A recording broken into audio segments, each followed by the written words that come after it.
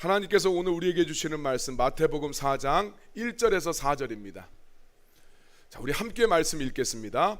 그때에 예수께서 성령에 이끌리어 마귀에게 시험을 받으러 광야로 가사 40일을 밤낮으로 금식하신 후에 줄이신지라.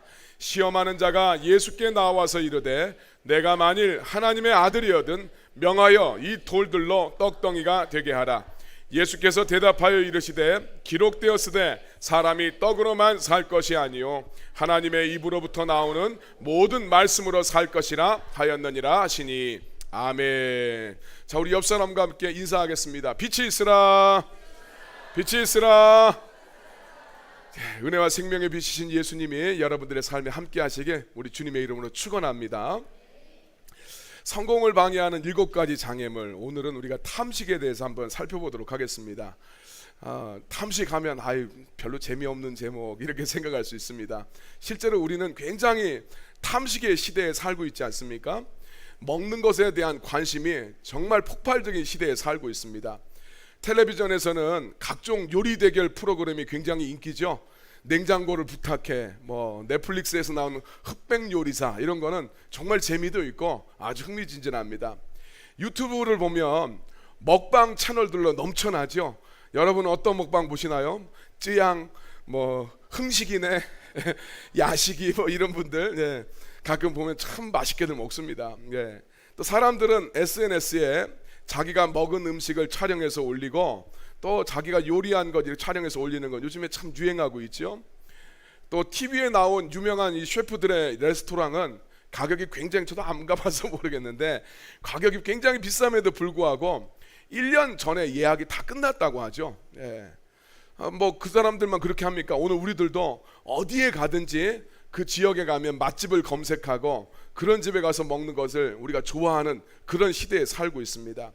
이런 시대에서 탐식이 죄가 된다 이렇게 말한다면 굉장히 고리타분한 이야기로 들릴 수가 있습니다. 그리고 사실 탐식은 자기 본인 외에 누구한테 딱히 피해를 준다고 말하기가 어려운 그런 이 덕목 아닙니까?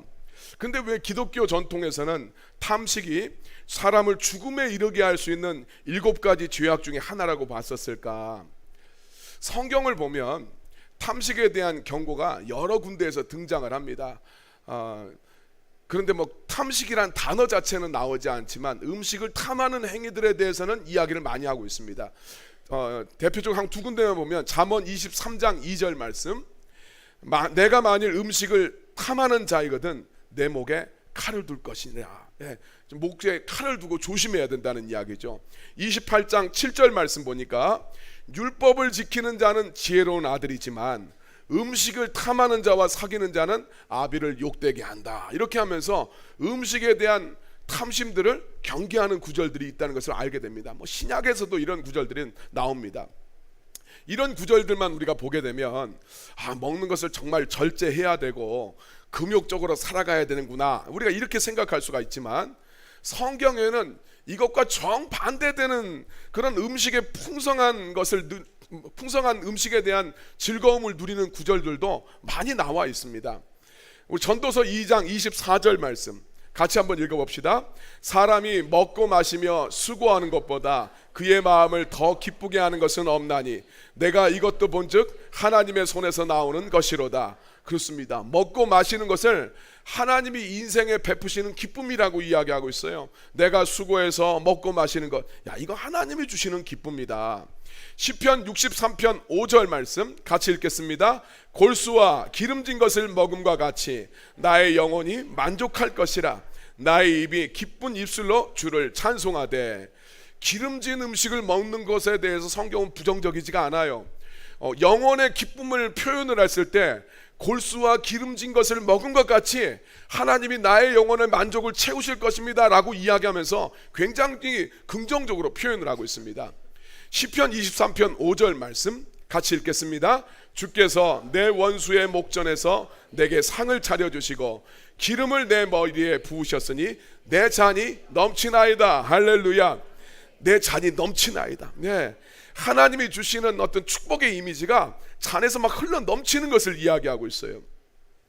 뿐만 아니라 우리가 성경을 보면 유월절이나 부림절과 같이 이스라엘 백성들이 하나님의 구원을 경험하게 되었었을 때 이스라엘 백성들은 그것을 굉장히 기뻐하고 축하하면서 성대한 잔치를 베풀었고 하나님 앞에서 먹고 마시는 것을 기쁘고 감사하게 생각했습니다. 더구나 성경에 보면 하나님이 인간에게 베푸시는 은혜는 아주 풍성하게 묘사가 되고 있어요.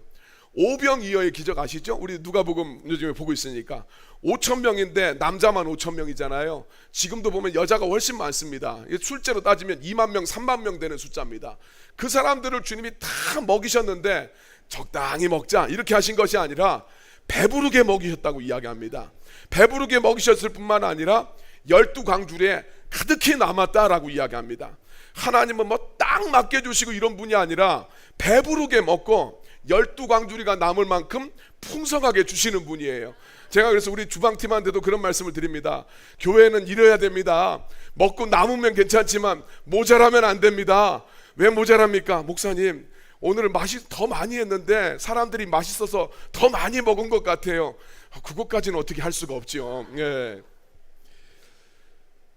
뿐만 아니라 하나님이 이렇게 풍성하게 묘사가 됐을 뿐만 아니라 예수님의 대적자들이 예수님을 비난할 때 이런 비난을 합니다. 누가복음 7장 34절 인자는 와서 먹고 마시매 너희 말이 보라 먹기를 탐하고 포도주를 즐기는 사람이요 세리와 죄인의 친구로다.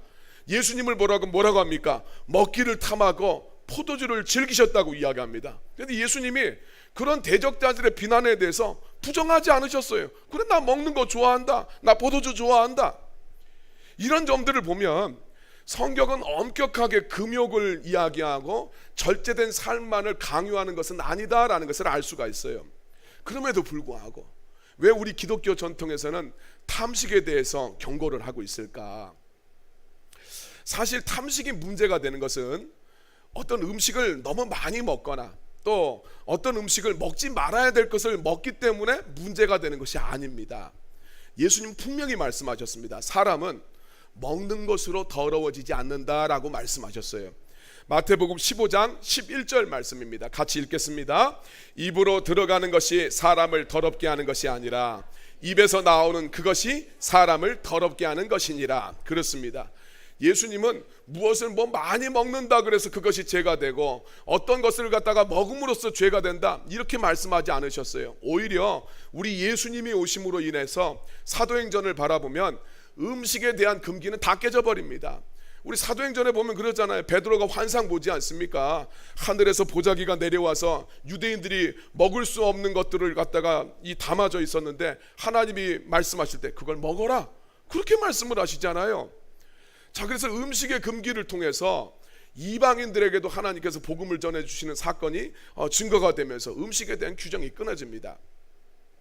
예수님은 분명히 먹는 것이 사람을 더럽히지 않는다라고 하셨어요. 문제가 되는 게 뭡니까? 사람의 입으로 들어가는 것이 문제가 아니라 사람 속에서 나오는 것, 그거는 화장실 그 문제가 아니고 사람의 생각을 이야기합니다. 실제로 탐식이 문제가 되는 것은 무엇을 먹는 행위 때문에 문제가 아니라 그 행위 속에 깔려있는 생각과 태도, 하나님 앞에 다스려지지 않는 인간의 욕망이 문제가 됩니다.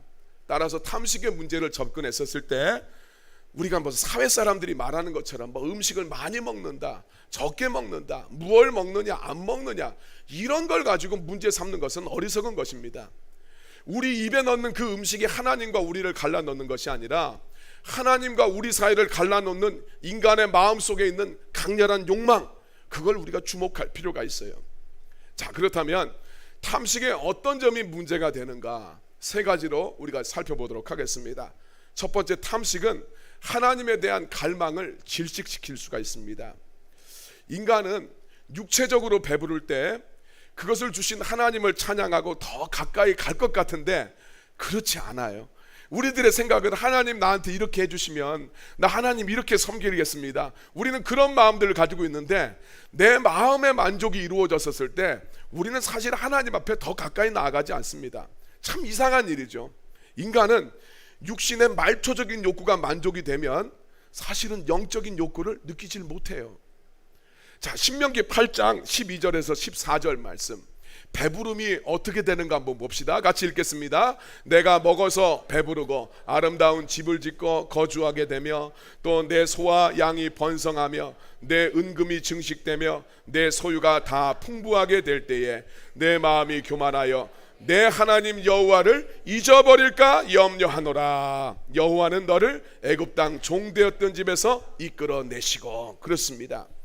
인간은 먹어서 배부르게 되었을 때 하나님을 잃어버릴 염려가 있다. 이게 하나님 걱정하신 게 이겁니다. 실제로 인간은 그렇습니다. 이스라엘 역사를 봐도 나라가 부강해지면 왕들이 하나님을 떠나는 것을 보게 돼요. 그 모든 소산을 주신 분이 하나님이신데 인간은 자기 욕구가 채워지면 하나님을 떠납니다. 수도사들이 중세에 이 덕목을 만들면서 수도 생활하면서 깊이 터득한 부분이 바로 이거예요. 수도 생활하면서 인간은 육신의 만족이 왔었을 때 하나님에 대한 갈망이 사라지는 거예요. 참 아이러니한 거예요. 너무나 아이러니합니다. 인간은 내 삶에 아쉬움이 없으면 하나님 앞에 그렇게 간절하지 않습니다. 배부르고 나면 내가 하나님 영광을 위해서 살아가야겠다라는 마음은 마음의 이상일 뿐이고 더 나은 쾌락을 추구하면서 살아가는 것이 인간의 모습입니다. 그래서 아삽이 잠언에서 그런 기도하잖아요. 하나님, 나를 너무 가난하게도 마시고 나를 너무 부하게도 하지 말아달라고 그런 기도합니다. 잠언 30장 8절 9절 말씀 같이 읽겠습니다. 곧 헛된 것과 거짓말을 내게서 멀리 하옵시며 나를 가난하게도 마옵시고 부하게도 마옵시고 오직 필요한 양식으로 나를 먹이시옵소서. 혹 내가 배불러서 하나님을 모른다 여호와가 누구냐 할까 하오며 혹 내가 가난하여 도둑질하고 내 하나님의 이름을 욕되게 할까 두려워함이니이다. 아멘. 아삽은 그거 아는 거예요. 내가 배부르면 하나님을 떠날 수 있다. 너무 가난하면 하나님의 이름을 욕되게 하면서 내가 탐욕으로 또 죄를 저지를까 이걸 염려합니다. 이게 인간이에요. 인간이 이렇습니다. 부정할래야 부정할 수가 없어요. 사실 우리 삶을 받아봐도 그러잖아요. 아무런 문제가 없으면 그렇게 절실하게 하나님을 찾고 기도하지 않게 돼요. 우리 육신의 말초적인 만족이 영적인 욕구를 실식시킵니다. 그래서 여러분, 하나님이 가끔 우리 삶을 흔드실 때가 있어요. 그때 하나님을 찾고 주님 앞에 나아가서 하나님을 만나야 될 줄로 믿습니다. 마태복음에서 그러죠. 심령이 가난한 사람이 복이 있다. 천국이 저들의 것이라고 이야기합니다. 영이 하나님을 향해서 갈급해야 돼요. 내 의로는 구원받을 수 없으니 예수의 의로움이 내 삶에 반드시 필요하다고 여기면서 예수님을 간절히 찾는 그 가난한 심령을 가진 사람이 복이 있다라고 성경은 이야기합니다. 그래서 여러분, 내 삶이 너무 만족스러워서 삶에 아쉬움이 없어서 하나님에 대한 갈망이 없는 사람보다 어떤 내 삶에 문제가 있더라도 그것 때문에 하나님을 향한 갈망이 있는 인생, 이 인생이 복된 인생인 것을 믿으시길 바랍니다. 그래서 여러분, 삶 속에서 왜 하나님 힘들어요? 왜 이런 일들이 내 삶에 옵니까? 원망하고 불평할 것이 아니라 내가 이 문제 때문이라도 하나님 찾지, 내가 이 문제 아니면 하나님 찾겠나? 여러분, 그러면서 하나님 앞에 더욱더 가까이 나아가시길 바랍니다. 두 번째로, 탐식은 정말 중요한 것을 상대화시키거나 잃어버리게 만듭니다. 정말 중요한 것을 붙들어야 되고 정말 중요한 것을 우리가 잊어버리면 안 되는데 이걸 자꾸 잊어버리고 상대화시켜요. 대표적인 사람이 에서지요. 이 먹는 거 탐하다가 인생 망한 대표적인 사람 에서입니다. 히브리서 12장 16절 17절 말씀 같이 읽겠습니다. 음행하는 자와 혹 한 그릇 음식을 위하여 장자의 명분을 판 에서와 같이 망령된 자가 없도록 살피라. 너희가 아는 바와 같이 그가 그 후에 축복을 이어받으려고 눈물을 흘리며 구하되 버림바가 되어 회개할 기회를 얻지 못하였느니라. 아멘. 에서가 사냥에 나갔다가 돌아왔었을 때 굉장히 배가 고팠는데 야곱이 쑤었던 팥죽을 보자 눈이 확 돌아버리죠. 팥죽을 좀 달라고 하는데 이 야가 빠진 동생 야곱이 주질 않아요. 그냥 형님의 장자권을 내게 넘기면 주겠다고 이야기합니다. 근데 배고프고 먹는 것에 온 정신이 팔린 에서는 야, 그까지 장자권 가져가라 하면서 팥죽을 달라고 합니다. 당시에 에서가 얼마나 마음이 급하고 여기에 집착했는지 히브리어를 보면 팥죽을 나한테 달라 이렇게 말하지 않고 당장 그 붉은 걸 나한테 가져와라 이렇게 이야기하고 있어요. 뭐 팥죽을 갖고 와라 이게 아니라 그 붉은 거 그거 빨리 갖고 와 이렇게 이야기합니다. 성경은 먹는 것을 위해서 장자로서 하나님의 약속을 이어가면서 이 지금 아브라함의 계보가 어떻게 됩니까? 이 계보를 통해서 예수 그리스도의 영적인 계보가 준비되는 거 아닙니까? 근데 에서가 포기한 건 뭡니까? 예수 그리스도를 예비하는 그 영적인 계보를 이어나가는 걸 포기하는 거예요. 한 그릇 음식 때문에. 그래서 그 에서를 향해서 성경은 망령되게 행한 자라 이렇게 이야기하고 있습니다. 그 인생은 아무리 후회해도 그것을 만회할 길이 없다. 너 먹고 사는 것 때문에 예수님 포기한 인생에는 진정한 만족이 없다라고 성경이 이야기합니다. 탐식은 우리들 인생에서 무엇이 중요하고 우리가 무엇을 추구해야 되는지 본질을 헷갈리게 만듭니다.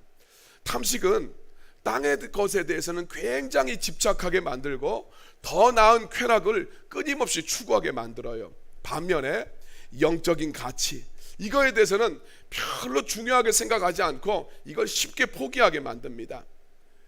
마실 것, 먹을 것을 너무 탐닉하다 보면 하나님과의 관계에서 얻어지는 진정한 생명과 즐거움을 상실하게 되어 있어요. 그러다 보면 점적인 육체적인 만족은 더 추구하게 되고 영적인 일로부터는 자기를 멀리하게 됩니다. 이게 탐식의 두려움입니다. 자꾸 육체적인 말초적인 즐거움을 추구하다 보면 하나님과의 관계에서 오는 영적인 즐거움을 멀리하게 된다. 성경에 보면 바벨론에 사로잡혀갔던 다니엘과 세 친구는 느부갓네살 왕이 주는 진미를 거부합니다. 다니엘서 1장 8절 말씀. 다니엘은 뜻을 정하여 왕의 음식과 그가 마시는 포도주로 자기를 더럽히지 아니하리라 하고 자기를 더럽히지 아니하도록 환관장에게 구하니. 잘 먹고 잘 마시는 게 전부가 아니라는 거예요. 이 말씀 참 상징적인 말씀이죠. 다니엘과 친구들은 바벨론에 잡혀갔었습니다. 바벨론 왕궁에서 제일 좋은 음식들과 포도주가 나오는데 이걸 거부해요. 그래서 하나님이 주시는 영적인 양식을 추구합니다. 세상의 욕망과 말초적인 욕구를 충족시키는 것, 이런 것들을 절제함으로써 영적으로 굉장히 풍성한 삶을 살아갔더라는 거예요. 그 결과 다니엘과 친구들은 하나님이 주시는 영적인 지식들로 아주 풍성한 사람들이 됩니다. 다니엘서 1장 17절 말씀 같이 읽겠습니다. 하나님이 이 네 소년에게 학문을 주시고 모든 서적을 깨닫게 하시고 지혜를 주셨으니 다니엘은 또 모든 환상과 꿈을 깨달아 알더라. 아멘. 에서는 인간 삶의 말초적인 즐거움을 찾는 데 집중한 나머지 영적인 세계를 소홀하게 되고 그것을 포기해 버렸지만 다니엘은 자기 삶 속에 오는 최상의 것들을 절제함으로써 하나님 주시는 지혜로 충만한 인생을 살게 됩니다. 탐식이 이 문제가 있습니다. 하나님에 대한 갈망을 질식시키고 자기 욕망에 집중하게 만들므로써 영적인 세계를 바라보지 못하고 그래서 인생에 정말 중요한 우리 주님을 놓치게 할 수 있다는 거예요. 그래서 내 영을 위해서 탐식의 삶들은 절제될 필요가 있다라는 이야기입니다. 세 번째로 탐식의 위험성은 탐식은 우리 육체의 본능이 우리 삶의 주인이 되게 만들어 버립니다. 우리가 이 탐식의 문제에 대해서 이제 우리들은 그렇게 많이 고민하지 않죠. 사실 우리가 이런 시리즈가 아니면 탐식에 대해서 막 우리가 깊이 생각을 하거나 뭐 이거에 대해서 막 죄책감을 느끼고 뭐 그러지 않죠. 다이어트 하면서 뭐 그런 거 잠깐 생각할 뿐이지 깊이 이것이 나의 영혼의 문제다라고 생각하지 않아요. 자, 그런데 이 중대 수도사들은 이 문제가 왜 중요한가? 주님 앞에 기도하고 나아가면서 이게 내 삶의 주인이 될 수 있다는 것에 대해서 경각심을 가졌습니다. 탐식은 우리 삶의 원초적인 본능하고 딱 맞닿아 있습니다. 그래요. 사람은 먹어야 살아갈 수 있어요. 탐식은 먹는 것과 연관이 되어 있습니다. 그래서 탐식은 여러 가지 죄악 중에서 가장 낮은 수준의 것이지만 가장 극복하기 어려운 죄다라고 이야기를 합니다. 여러분, 우리 흔히 그런 말 많이 하지 않습니까? 야, 다 먹고 살자고 하는 일인데, 이런 말을 우리 많이 합니다.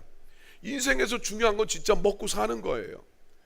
그런데 음식이 주는 즐거움, 먹고 사는 것이 내 삶을 이끌어가는 본질적인 동력이 되면 성경은 그것을 죄라고 규정하고 있어요.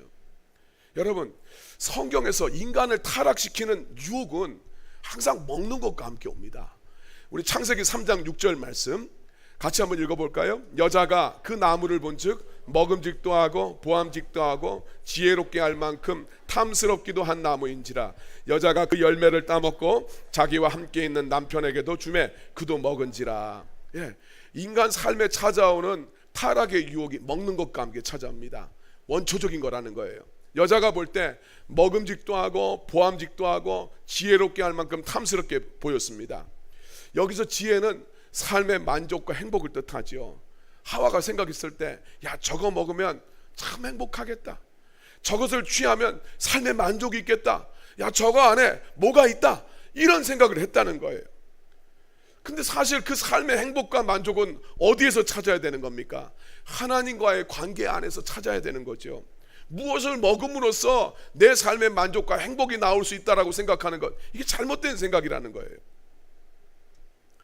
하지만 오늘날 많은 사람들이 그들과 똑같은 실수를 하며 살아갑니다. 우리가 아주 좋은 데 가서 비싼 것을 먹고 즐기게 되면 마치 그 순간 내가 성공한 인생처럼 여겨지고 삶의 만족이 그 안에서 다 얻어지리라고 생각하지만 인생의 만족과 행복은 무엇을 먹고 마시느냐에 따라서 얻어지는 것이 아니다. 하나님과의 관계에서 나온다는 것을 반드시 기억할 필요가 있습니다. 그래서 이 문제에 대해서, 먹는 것에 대해서 그 안에 특별한 뭐가 있을 거라고 생각하고 그것을 탐닉하는 인간의 유혹에 대해서 예수님이 어떻게 반응하셨는지를 성경에서 볼 필요가 있습니다. 첫 번째 사람 아담을 타락시킨 유혹이 먹는 것과 함께 찾아왔듯이 두 번째 아담이셨던 예수님을 향한 첫 번째 유혹도 먹는 것과 함께 찾아옵니다. 자, 이 돌을 떡이 돼서 먹어봐라 라는 이야기입니다. 그러니까 이 먹는 것, 먹고 사는 것은 인간적인 본능적인 욕구이고 이것이 항상 오늘 우리들한테 죄악의 유혹으로서 찾아온다는 거예요. 40일간 금식하셨던 예수님한테 사탄이 찾아와서 이 돌들로 빵이 되게 해서 너는 그것을 먹으라고 유혹을 합니다. 먹고 사는 것, 이게 제일 중요하니까 그것 중심으로 살아가라는 유혹이었죠. 그런데 예수님 뭐라고 말씀하십니까? 사람은 빵으로 사는 것이 아니라 하나님의 입에서 나오는 말씀으로 살아야 된다라면서 그 유혹을 거부하셨어요. 먹고 사는 것이 정말 중요하지만 사람한테는 포기할 수 없는 것이지만 삶에 있어서 진정한 행복과 만족은 하나님과의 관계에서 나오는 것이기 때문에 사람은 하나님의 말씀을 먹고 그 말씀의 가치관대로 그 말씀대로 순종하며 살아가야 된다라는 말씀이셨어요. 맞습니다. 오늘 우리들한테 있어서 먹는 것은 아주 원초적인 욕구이지만 그것이 내 삶의 동력이 되고 거기에만 열중하게 되면 그게 죄예요. 여러분, 예수님께서 누가복음에 보면 다시 오실 때, 주님이 다시 오실 때 사람들이 어쩌다가 구원을 못 받고 멸망하게 되는지 예수님이 설명하신 내용이 있습니다. 누가복음 17장 27절 28절 말씀 같이 한번 읽겠습니다. 노아가 방주에 들어가던 날까지 사람들은 먹고 마시고 장가들고 시집가더니 홍수가 나서 그들을 다 멸망시켰으며 또 롯의 때와 같으니 사람들이 먹고 마시고 사고 팔고 심고 집을 짓더니. 그렇습니다. 27절 말씀 보니까 노아의 방주에 들어가는 날까지도 그날 심판이 있는 날이잖아요. 그날까지도 사람들은 먹고 마시고 장가가고 시집가다가 홍수의 심판을 만나서 죽게 됩니다. 28절 말씀, 롯의 때 불과 유황불로 하나님이 심판하시는 그날도 사람들은 먹고 마시고 팔고 심고 집을 짓다가 하늘에서 유황불과 불심판이 쏟아져서 멸망을 하게 됩니다.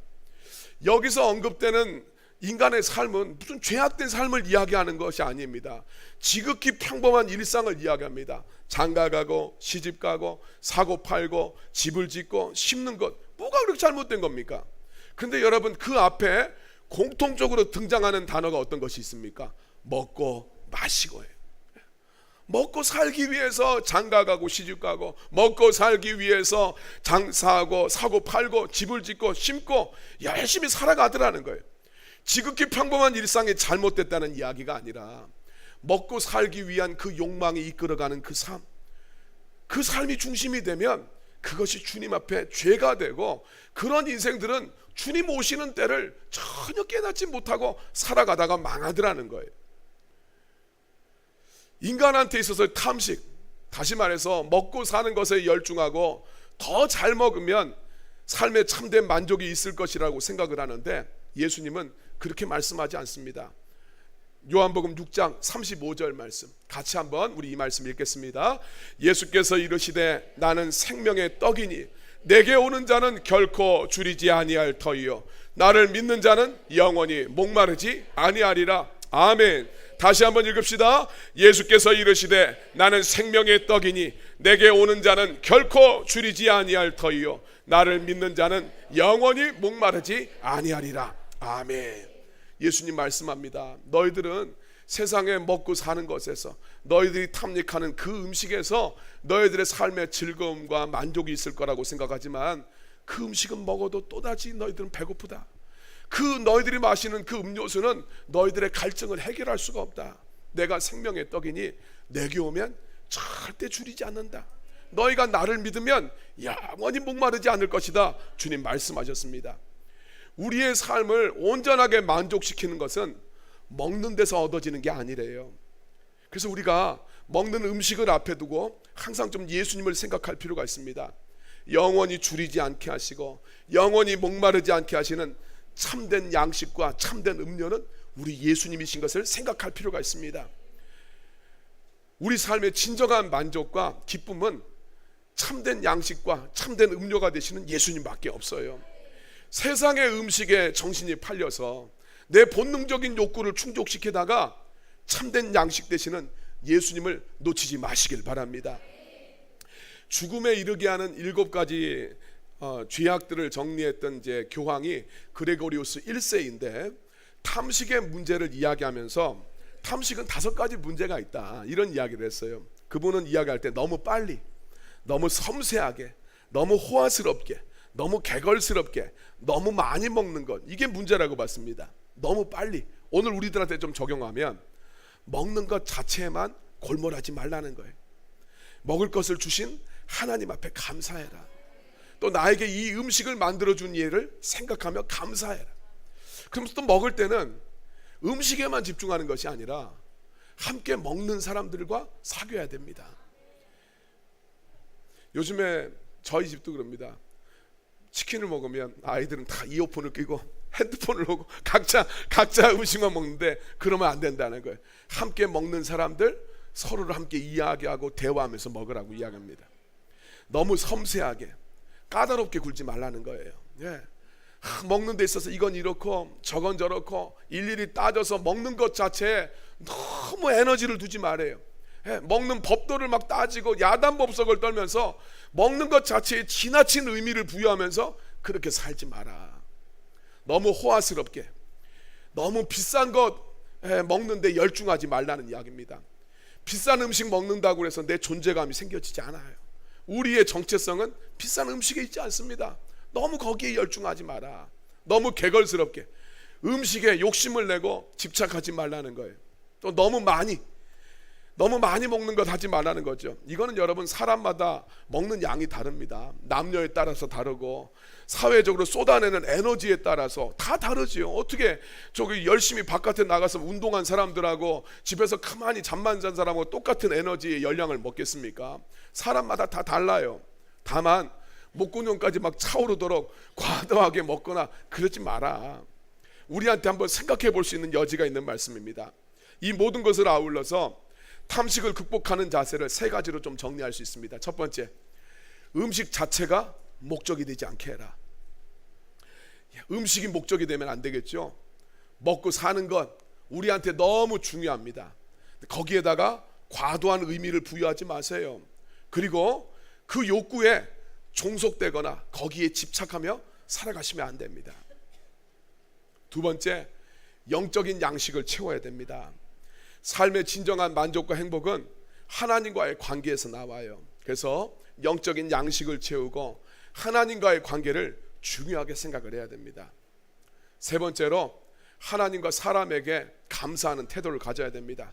내게 음식을 주신 하나님, 또 음식을 만들어준 이에게 감사하고, 음식에 집중하는 것이 아니라 함께 먹는 일을 생각하면서 여러분 함께 살아갑니다. 그래서 우리 믿는 사람들은 음식 앞에서 반드시 하나님 앞에 기도하면서 주신 우리 하나님을 감사하고, 또 이 음식보다 나의 삶의 진정한 음식과 음료가 되시는 예수님을 묵상하시면서 식사하시길 바랍니다.